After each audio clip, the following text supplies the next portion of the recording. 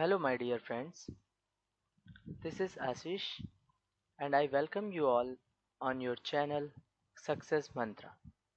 जैसा कि आप सभी जानते हैं कि हम ऑलरेडी एक क्वेश्चन आंसर की सीरीज चला रहे हैं जो कि इंडियन पॉलिटी एंड कॉन्स्टिट्यूशन से रिलेटेड है। साथ ही साथ आज से इस चैनल पर हम स्टार्ट करने जा रहे हैं एनसीईआरटी की क्लास 9 की ज्योग्राफी की बुक। ओके, तो आज हम पहला चैप्टर स्टार्ट करेंगे और साथ ही साथ इस पर अब आने वाले टाइम में आपको कंटिन्यू चैप्टर वाइज सभी एनसीईआरटी 6 to 12 तक अवेलेबल होगी। ठीक है, तो हमारे साथ बने रहिए।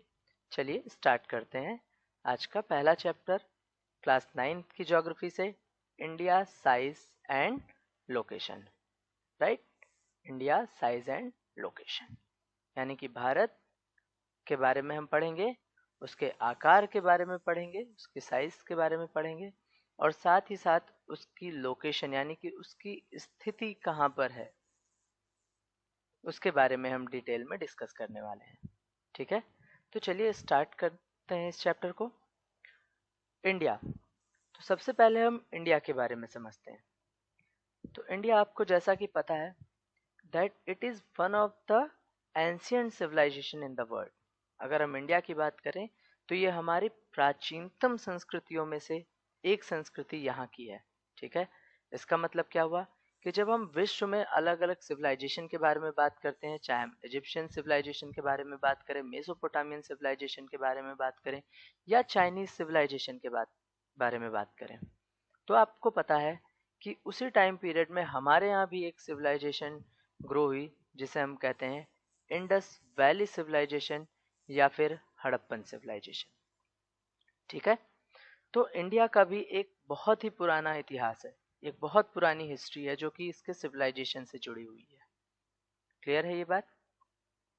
लेकिन आफ्टर इंडिपेंडेंस अगर हम देखते हैं तो लास्ट के 5-6 दशकों में यानी 5-6 डिकेड्स में अगर हम देखें तो इंडिया ने बहुत तेजी के साथ अपने आप को ग्रो किया है।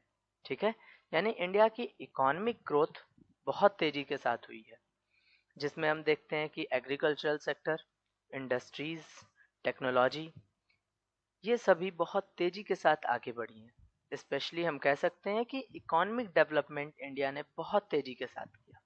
ठीक है, और इसी के साथ साथ अगर हम बात करें तो इंडिया इन सभी चीज़ों के साथ साथ इंडिया की जो हिस्ट्री है वो भी बहुत पुरानी है।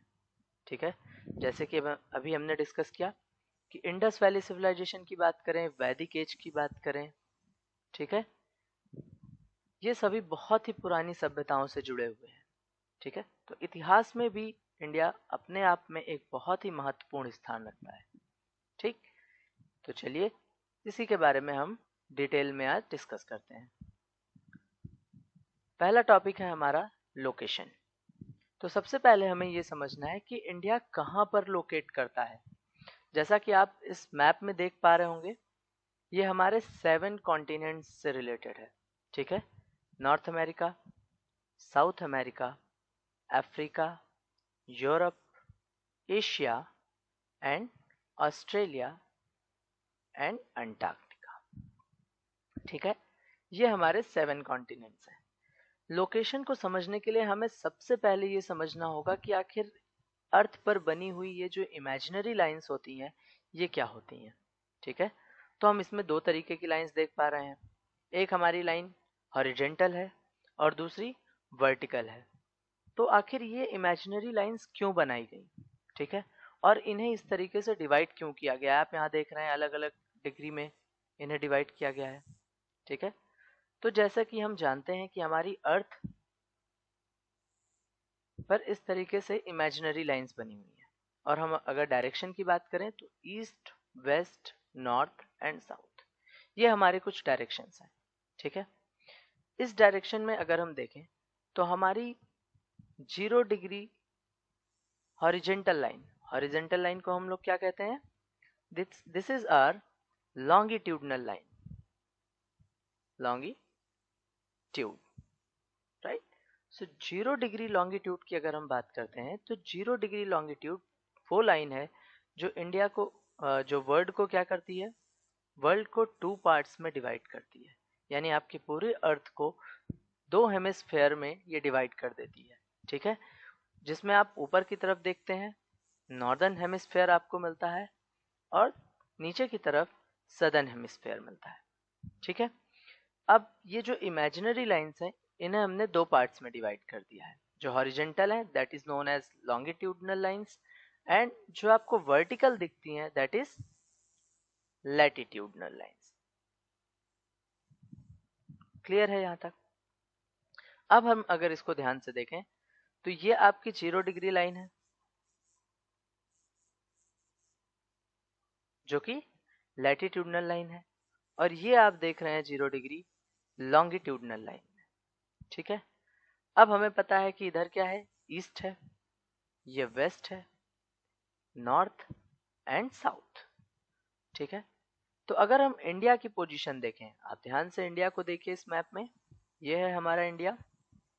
अगर हम इंडिया की पोजीशन देखें तो ये किस तरफ है, ये नॉर्थ ईस्ट की तरफ है। क्लियर है यहाँ तक? अब आपको पता है कि ये जो लॉन्गिट्यूडनल और लैटिट्यूडनल लाइंस हैं इन्हीं के थ्रू हम किसी भी कंट्री की लोकेशन को जानते हैं। तो अगर हम इंडिया के लोकेशन की बात करें तो इंडिया जब हम नॉर्थ की तरफ चलेंगे, 0 डिग्री से नॉर्थ की तरफ हम बढ़ते हैं, तो ये आपका लोकेट करता है 8 डिग्री 4 मिनट नॉर्थ की तरफ। अब इसका क्या मतलब होता है सर? तो यहाँ से जब आप ऊपर चलेंगे तो हर जो आपकी लॉन्गिट्यूडनल लाइन है वो 1 डिग्री पर बनी हुई है। ठीक है, उसे 1 डिग्री पर इमेजिन किया गया है। ठीक है, तो आप देखेंगे कि जब आप 8 डिग्री 4 मिनट नॉर्थ की तरफ बढ़ेंगे तो आपका वहां से स्टार्ट होता है इंडिया का सदर्न पार्ट। ठीक है, और इसका एक्सटेंड कहां तक जाएगा? तो इसका एक्सटेंड जाएगा आपका 37 डिग्री 6 मिनट नॉर्थ तक। ठीक है, इसका मतलब क्या हुआ कि जब आप 37 डिग्री 6 मिनट तक जाएंगे नॉर्थ की तरफ तो आपको इंडिया का सबसे नॉर्दर्न पोर्शन देखने को मिलता है। ठीक, इसी तरह से जब हम 0 डिग्री लैटिट्यूडनल लाइन से ईस्ट की तरफ बढ़ते हैं, अब इसके लिए हमें किधर चलना पड़ेगा? ईस्ट की तरफ चलना पड़ेगा। लॉन्गिट्यूडनल लाइंस की तरफ से हम किधर चल रहे थे? नॉर्थ की तरफ चल रहे थे। ठीक है, तो जब हम ईस्ट की तरफ बढ़ेंगे तो आपका जो सबसे पहला पोर्शन ईस्ट की तरफ बढ़ते हुए पड़ेगा वो हमारा गुजरात का एरिया है। ठीक है, तो हमारा इधर से इंडिया कहाँ पर स्टार्ट होता है? इधर से स्टार्ट होता है 68 डिग्री 7 मिनट ईस्ट की तरफ। अब ये ईस्ट क्यों लिखा गया है? क्योंकि हम 0 डिग्री लैटिट्यूडनल लाइन से ईस्ट की तरफ बढ़ रहे हैं। क्लियर है ये बात? और इसी तरह से बढ़ते हुए जब हम आगे की तरफ जाएंगे तो 97 डिग्री एंड 25 मिनट्स ईस्ट की तरफ हमें क्या मिलेगा? हमारा सबसे ईस्टर्न पोर्शन मिलेगा। ठीक है, तो अगर इस तरीके से आप अर्थ में बढ़ेंगे तो आपको क्या मिलता है? आपको हमारे इंडिया की एग्जैक्ट लोकेशन हम पता लगा सकते हैं। ठीक है, अब ये जैसे कुछ लाइंस मैंने बताई आपको गई हुई हैं, तो इसी में आपको पता है 23.5 डिग्री नॉर्थ को हम क्या कहते हैं? Tropic of cancer. क्या कहा जाता है? Tropic of cancer. ठीक है, जिसे हम क्या कहते हैं हिंदी में? जिसे हम हिंदी में कहते हैं कर्क रेखा। ठीक है, इसी तरीके से आपका जो 23.5 साउथ होता है, इस लाइन को हम क्या कहते हैं? ये हमारी होती है मकर रेखा, यानी कि ट्रॉपिक ऑफ कैप्रिकॉर्न। ठीक है, इसे हिंदी में क्या कहा जाता है? मकर रेखा। ठीक, तो जब हम इंडिया के बारे में बात करते हैं तो हम यहाँ से क्या देखते हैं कि 23.5 नॉर्थ यानी कि जो हमारी कर्क रेखा है ये इंडिया को 2 इक्वल पार्ट्स में डिवाइड कर देती है, यानी इंडिया के बीचों बीच से ये जाती है और ऑलमोस्ट इंडिया को 2 इक्वल पार्ट्स में ये डिवाइड करती है। ठीक है, यानी कि ये आप देखेंगे तो 2 जो आपके पार्ट्स हैं उसमें लगभग बराबर से डिवाइड करने वाली लाइन कौन सी है? Tropic of cancer, which is 23.5 north line. Clear है यहाँ तक? यहाँ तक क्लियर हो गया? ठीक है, चलिए अब आगे बढ़ते हैं। अगर हम आगे देखें तो इंडिया में हम जानते हैं कि इंडिया में इस लैंड पोर्शन के अलावा हमारे पास 2 आइलैंड भी हैं, जो कि अंडमान निकोबार और लक्षद्वीप के फॉर्म में हमें देखने को मिलते हैं। क्लियर है? तो ये सभी क्या है? ये सभी हमारा इंडियन जो सब कॉन्टिनेंट है उनके पार्ट है, और उनकी पोजीशन हमने यहाँ पर वर्ल्ड में कहाँ पर हम लाई करते हैं उसको हमने देख लिया। ठीक है, और आपको मैं इसी के साथ इंटरेस्टिंग बात भी बता दूं कि जो हमारे इंडिया का सबसे सदर्न पॉइंट है, जिसे हम इंदिरा पॉइंट के नाम से जानते हैं, ठीक है, वो कहाँ पर है? वो अंडमान निकोबार में है, यानी कि ग्रेट निकोबार में उसको हम देखते हैं। ठीक है, ग्रेट निकोबार में पाया जाता है हमारे इंडिया का सबसे सदर्न पॉइंट, जो कि 2004 में आई हुई सुनामी में पूरी तरह से डूब गया था। ठीक है, तो ये बात ध्यान रखिएगा, पूरी तरीके से सबमर्ज्ड हो गया था under the sea water in 2004 during the tsunami. Clear है? चलिए अब आगे बढ़ते हैं। ये तो बात हो गई इंडिया के लोकेशन की। अब हम देखते हैं इंडिया के साइज के बारे में। इंडिया का साइज कितना है? ठीक है, तो अगर हम इंडिया के लैंड मास की बात करें तो लैंड मास का जो एरिया है वो टोटल एरिया कितना है? वो टोटल एरिया है 3.28 मिलियन स्क्वायर किलोमीटर का। ठीक है, यानी टोटल जो हमारा क्षेत्रफल है ना, जो टोटल हमारा क्षेत्रफल है वो कितना है? वो 32.8 यानी 32.8 लाख वर्ग किलोमीटर का है। ठीक है, कितना है? 32.8 लाख वर्ग kilometre means 3.28 million square kilometre. ठीक है, अगर हम इसको पूरे वर्ल्ड वाइड देखें कि सभी पूरे वर्ल्ड में हमारे जो इंडिया है उसका कितना पार्ट हम कवर करते हैं, तो इट इज 2.4%। ठीक है, यानी कि जो आपका पूरा ज्योग्राफिकल एरिया है उसका हम 2.4% कवर करते हैं। ठीक है, क्लियर है? चलिए अब आगे बढ़ते हैं। तो 2.4% एरिया कवर करने के साथ साथ हम क्या बन जाते हैं? हम वर्ल्ड के 7th सबसे बड़ी कंट्री के फॉर्म में हम यहाँ पर स्टैब्लिश हैं। ठीक है, यानी कि इंडिया की अगर हम बात करें तो इंडिया क्या है आपका? इंडिया आपका वर्ल्ड में 7th सबसे बड़ी कंट्री है। ठीक है, इसी के साथ साथ अगर हम बात करें कि इंडिया का जो लैंड एरिया है वो कितना है? ठीक है, इंडिया का लैंड एरिया कितना है? ठीक, इसका मतलब है कि जब आप इंडिया को देखते हैं इस तरीके से, ठीक है, थोड़ा मैप के साथ हम लोग समझ लेते हैं।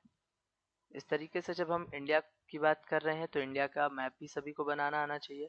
प्रैक्टिस करिए कि आप एटलीस्ट एक ओवरऑल इस तरीके से इंडिया को बना सकें। ठीक है, तो अगर हम इंडिया की बात करते हैं, ये हमारा इंडिया है। ठीक, तो इसकी जो लैंड लॉक एरिया की अगर हम बात करें, ठीक है, इसकी लैंड बाउंड्रीज की बात करें तो आप देखते हैं यहाँ से हमारी लैंड बाउंड्रीज स्टार्ट होती है, और यहाँ से ये लैंड बाउंड्री स्टार्ट होते हुए इस तरीके से हम देख रहे हैं पूरा यहाँ तक कवर करती है। ठीक है, तो आखिर ये जो लैंड बाउंड्रीज है ये हमारी कितने किलोमीटर की है? ठीक है, कई बार आपसे ये क्वेश्चन 1 वर्ड्स में या फिर 1 लाइन में 1 मार्क्स में आपसे ये पूछ लेता है कि हमारी जो लैंड बाउंड्रीज है यानी कि हमारी जो स्थलीय सीमा रेखा है वो कितनी है? तो आप ध्यान रखिएगा कि इंडिया की लैंड बाउंड्री अप्रॉक्स आपको कितनी देखने को मिलेगी? अबाउट 15,200 किलोमीटर की। ठीक है, 15,200 किलोमीटर की हमें ये देखने को मिलती है। ठीक है, अब अगर हम बात करें कि हमारा जो ये तो हो गया आपका लैंड बाउंड्री, तो हमारी कोस्ट लाइन कितनी है?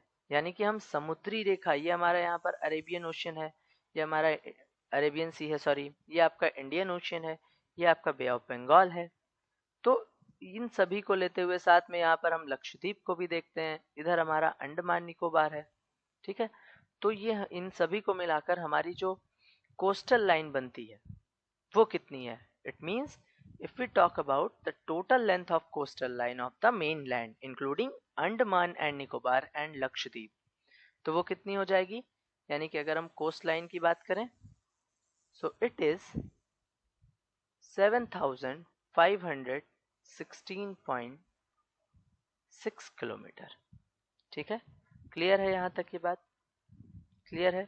चलिए, तो ये तो हमने देख लिया कि हमारी बाउंड्री कितनी है, ठीक है। अब अगर हम बात करें कि हमारे माउंटेन्स वगैरह कैसे पाए जाते हैं, ठीक है। So India is bounded by the young fold mountains in the north west. अगर हम नॉर्थ वेस्ट की तरफ देखेंगे तो हमें क्या मिलता है? नॉर्थ वेस्ट की तरफ हमें मिलेगा फोल्डेड माउंटेन, जिसे हम कहते हैं वलित पर्वत, ठीक है। And this is the young fold mountain, यानी कि आपको नवीनतम वलित पर्वत इधर देखने को मिलते हैं, ठीक है। और अगर हम थोड़ा सा ध्यान से देखें तो नॉर्थ की कंपैरिजन में जो आपका साउथ का पार्ट है इंडिया का, वो कैसा है? वो थोड़ा सा आपको यहाँ पर नैरो देखने को मिलता है, ठीक है। It means the north and it means south of about 22 degree north latitude it begins to taper and extends toward the Indian Ocean, right? कि अगर हम इसको देख रहे हैं तो 22 डिग्री जो आपका नॉर्थ लैटिट्यूड है, वहां से जब हम इंडियन ओशन की तरफ बढ़ रहे हैं, हिंद महासागर की तरफ जब हम बढ़ रहे हैं, तो ये क्या होता जा रहा है? ये लगातार नैरो होता जा रहा है, सकरा होता जा रहा है, ठीक है। Diving it into two seas, the Arabian ocean on the west and the bay of Bengal on its east. तो पहले ही हमने डिस्कस किया कि अगर हम इसके वेस्ट में देखें तो हमें क्या मिलता है? अरेबियन सी मिलता है, और अगर हम ईस्ट की तरफ देखें तो हमें क्या मिल रहा है? बे ऑफ बंगाल मिल रहा है। आई होप यहाँ तक आपको क्लियर हो गया होगा, ठीक है। अब एक और इंटरेस्टिंग बात मैं आपको बताता हूँ, ठीक है, कि यहाँ पर हमने क्या डिस्कस किया था कि हमारा जो ये एरिया है ये कहाँ से स्टार्ट होता है? जल्दी से एक बार रिकॉल करिए कि हमारा जो वेस्ट है वो कहाँ पर है? 68 डिग्री 7 मिनट ईस्ट की तरफ, और सबसे ईस्टर्न पार्ट इंडिया का कहाँ पर है? 97 डिग्री 25 मिनट, ठीक है। तो जब हम इन दोनों को देखते हैं तो हम क्या देख रहे हैं कि अबाउट 30 डिग्री दोनों में क्या है? डिफरेंस है। लगभग आप देखेंगे 30 डिग्री का डिफरेंस आपको मेन लैंड में देखने को मिलता है, यहाँ से यहाँ तक की अगर हम बात करें, ठीक है। यहाँ से यहाँ तक की अगर हम बात करें, यानी गुजरात से लेकर और अरुणाचल तक की अगर हम बात करते हैं तो हमें 30 डिग्री का डिफरेंस लगभग देखने को मिलता है। और ये डिफरेंस कहाँ पर आएगा? आपको पता है कि जब हम 1 डिग्री लैटिट्यूड बढ़ते हैं, या आपने क्लास 6 में पढ़ा होगा कि जब हम 1 डिग्री ईस्ट की तरफ बढ़ते हैं तो टाइम में 4 मिनट का डिफरेंस आ जाता है। ईस्ट या वेस्ट की तरफ आप किधर भी बढ़ेंगे तो टाइम में क्या होगा? 4 मिनट का डिफरेंस आ जाएगा। और जब आप ईस्ट की तरफ बढ़ते हैं तो टाइम ऐड होता जाता है, जब हम वेस्ट की तरफ बढ़ते हैं तो टाइम घटता जाता है। कहाँ से? 0 डिग्री लैटिट्यूड से, ठीक है। तो यहाँ पर 30 डिग्री का डिफरेंस है, इट मींस अप्रॉक्स 120 मिनट का डिफरेंस हो जाता है, जो कि किसके बराबर है? 2 आवर्स के बराबर हो जाता है। यानी कि 2 घंटे का डिफरेंस होता है सनराइज में from Arunachal to Gujarat. Clear है यहाँ तक? तो आप देख रहे हैं कि लगभग 2 घंटे का डिफरेंस है। इसीलिए हमने क्या किया? इसीलिए हमने जो हमारी टाइमलाइन है उसको कहाँ माना है? जो हमने स्टैंडर्ड मेरिडियन माना है इंडिया का, वो कहाँ से माना है? 82.5 डिग्री ईस्ट, ठीक है। 82.5 डिग्री ईस्ट, जो कि कहाँ से होकर जाती है? उत्तर प्रदेश के मिर्जापुर डिस्ट्रिक्ट से होकर जाती है, ठीक है। और ये मिर्जापुर कहाँ पर है? इलाहाबाद के पास है, यानी कि प्रयागराज के पास है। क्लियर है यहाँ तक? ठीक है, चलिए आगे बढ़ते हैं फिर, ठीक। अगर हम बात करें लैटिट्यूड लॉन्गिट्यूड्स की, तो लॉन्गिट्यूड्स हमारे कहाँ पर इफेक्ट डालते हैं? It effects the duration of day and light, ठीक है। जैसे जैसे हम साउथ से नॉर्थ की तरफ बढ़ेंगे डे और नाइट में डिफरेंस आता जाएगा। अब क्वेश्चन ये आता है कि हमने 82.5 डिग्री हाफ डिग्री ईस्ट को ही क्यों स्टैंडर्ड टाइमलाइन माना, स्टैंडर्ड मेरिडियन माना? ठीक है, तो उसका रीजन ये था कि जैसे अभी हमने डिस्कस किया कि गुजरात और अरुणाचल, इन दोनों के बीच में लगभग 2 घंटे के टाइम में फर्क आ रहा था। तो क्या हम लोग अलग अलग यहाँ पर टाइम देखते? ठीक है, इससे बचने के लिए हमने क्या किया कि इंडिया के जो बीच से होकर जाने वाली एकदम लाइन थी, ठीक है, जो बीच से लैटिट्यूड होकर जाता था, उसी को हमने क्या किया है, यहाँ पर स्टैंडर्ड मेरिडियन मान लिया, जो कि कितनी है, 82.5 डिग्री ईस्ट। क्लियर है? ताकि हम इस तरीके के 2 टाइम जोन से बच सकें। क्लियर है यहाँ तक? चलिए अब आगे बढ़ते हैं। नेक्स्ट हमारा जो टॉपिक है वो है इंडिया एंड द वर्ल्ड। ठीक, जैसा कि अभी हमने पहले डिस्कस किया, यहाँ पर आप इस इमेज के थ्रू थोड़ा सा समझ सकते हैं। ठीक, यहाँ पर आप देखिए कि वेस्ट से लेकर ईस्ट से लेकर वेस्ट तक जो हमारा एक्सटेंड है वो कितना है, 2933 किलोमीटर। एंड नॉर्थ से साउथ कितना है हमारा एक्सटेंड, 3214 किलोमीटर। ठीक है, क्लियर है यहाँ तक? चलिए आगे बढ़ते हैं। अब अगर हम वर्ड से कंपेयर करें इंडिया को, ठीक है, तो आप जानते हैं कि इंडिया को क्या कहा जाता है, इंडिया को सब कॉन्टिनेंट कहा जाता है, यानी कि उप महाद्वीप के रूप में हम जानते हैं। तो आखिर इसको हम उप महाद्वीप क्यों कहते हैं, क्यों हम इसे सब कॉन्टिनेंट कहते हैं? इसका एक बहुत बड़ा रीजन है। ठीक है, देखिए पहली चीज तो जो हमने अभी डिस्कस की कि एरिया वाइज इंडिया बहुत बड़ा है। ठीक है, 7th लार्जेस्ट कंट्री के रूप में आप देखते हैं। ठीक है, साथ ही साथ हम देखेंगे कि वेस्ट और ईस्ट के, यानी कि जो हमारा एशियन कॉन्टिनेंट है, उसके वेस्ट और ईस्ट के बिल्कुल बीचों बीच में है ये। ठीक है, it means the Indian land mass has a central location between the east and the west Asia. ठीक है, इसके बीचों बीच में ये पड़ता है। ठीक, और दूसरी तरफ हम क्या देख रहे हैं कि जो हमारा इंडिया है is a southward extension of the Asian continent, यानी कि अगर हम भारतीय भूभाग की बात करें तो एशिया महाद्वीप का ये दक्षिणी विस्तार है, यानी कि साउथ की तरफ का एक्सटेंशन है। एशिया का सबसे साउदर्न पॉइंट, आप सदर्न पॉइंट के फॉर्म में हम देखते हैं किसको, इंडिया को। इसके बाद क्यों ऐसा हम कह रहे हैं, क्योंकि इसके बाद हम देख रहे हैं कि हमारा इंडियन ओशियन स्टार्ट हो जाता है। ठीक है, तो सबसे सदर्न पॉइंट के रूप में हम इंडिया को देखते हैं। ठीक है, इसकी वजह से होता क्या है कि जब आप इसको देखेंगे तो यहाँ पर इंडिया की पोजीशन ऐसी जगह पर बनती है जो कि वेस्ट में अगर हम बात करें तो जो हमारे यूरोपियन कंट्रीज हैं उनको ईस्ट की तरफ के एशियन कंट्रीज के साथ मिलाने का काम कौन कर रहा है, इंडिया कर रहा है। ठीक है, जैसे कि क्लास 8th में आपने हिस्ट्री में पढ़ा है कि जो हमारा ये क्या है, ये साउथ आपका अफ्रीकन कॉन्टिनेंट है, ये आपका इंडिया है। तो आप देखिए कि इधर से जो हमारे आने वाले यूरोपियन जो हमारे ट्रेवलर्स होते थे वो मेरिडियन सी, ठीक है, से होते हुए ऐसे कैसे सीधे लैंड मार्क से कहाँ आते थे, इंडिया आते थे। क्लियर है? बाद में जब वास्को डिगामा आया तो उसने भी इस तरीके से ट्रेवल करते हुए अटलांटिक ओशियन, फिर यहाँ पर केप ऑफ गुड होप से होते हुए और इंडियन ओशियन की तरफ आया। तो ये हमारे जो ईस्टर्न एशिया की कंट्रीज हैं उनसे जोड़ने का काम कौन कर रहा है, इंडिया कर रहा है। ठीक है, इसलिए हम देख रहे हैं कि ये बहुत ज़्यादा क्या है, बहुत ज़्यादा अपने आप में इम्पोर्टेंस रखता है। क्लियर है यहाँ तक? ठीक है, अब देखिए कि जो हमारा डेक्कन पेनिसुला है, यानी कि जो हमारा पठार है, दक्कन का जो हमारा पठार है, उसको हम क्या देखते हैं कि वो यहाँ पर फैला हुआ है, यानी कि पूरा ये जब हम इंडियन ओशियन से ऊपर की तरफ बढ़ेंगे तो इस तरफ पूरा फैला हुआ है। ठीक है, इसकी वजह से क्या होता है, और जब हम बात करें वेस्टर्न एशिया की, अफ्रीका की एंड यूरोप की, ठीक है, तो जब हम इसकी बात करते हैं तो इधर से हम क्या देख रहे हैं, चलिए मैं आपको इसको एक बार मैप में शो करता हूँ ताकि आप ये बात ज़्यादा क्लियर हो जाए। यहाँ पर देखिए, यहाँ पर आप देख पा रहे हैं कि हमारा जो इंडिया है, इधर से आप देखिए, चाहे एशिया की बात करें, इधर से अफ्रीका की बात करें, है ना, यूरोपियन कंट्रीज की बात करें, तो वेस्टर्न कोस्ट की तरफ से ये क्या करता है, अरेबियन सी के थ्रू इंडिया से हम इंडिया से डायरेक्ट जुड़ते हैं ये सारे देश। ठीक है, ठीक है, और इसी की वजह से हमारे इन कंट्रीज के साथ रिलेशन बने हुए हैं। क्लियर है? ठीक है, यानी कि वेस्ट की तरफ से हम इनसे जुड़ रहे हैं, ठीक।